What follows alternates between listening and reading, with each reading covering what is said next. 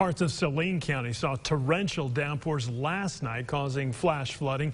In fact, one Bryant home went from dry to ankle deep in a matter of hours. Our Jay Burr joining us live from Bryant with a closer look at some of the damage he's seeing. Jay?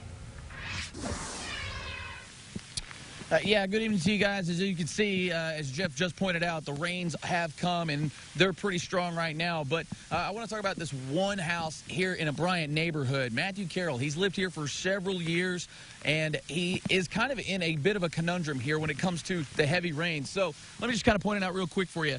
He lives on Arcadia, and as you can see, everything kind of runs down the road here. And then I'll swing over here, and his house kind of funnels everything, as one side on either side of him is a little built up higher than what he is. So everything runs right through his house right here, and it runs to the side of the house here. And it was the back corner of his house that he found some water starting to creep in, and that was when he started scrambling.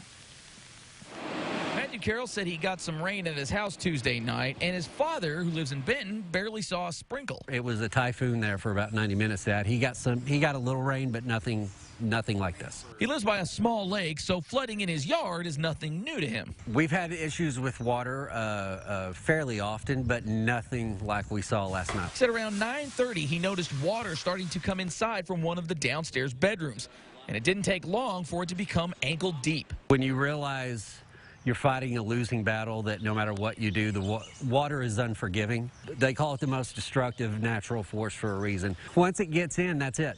What else can you do? Water is going to be there one way or the other. Once he realized the water couldn't be stopped, him and his wife began trying to move their more valued belongings upstairs. For the most part, they're going to be okay. Except for some of their old yearbooks that suffered some water damage. Now he has fans throughout his downstairs to prevent mold growth as he waits for things to dry out before assessing any further damage. Then we're going to get into the nitty-gritty and start seeing how many thousands of dollars this is going to cost us.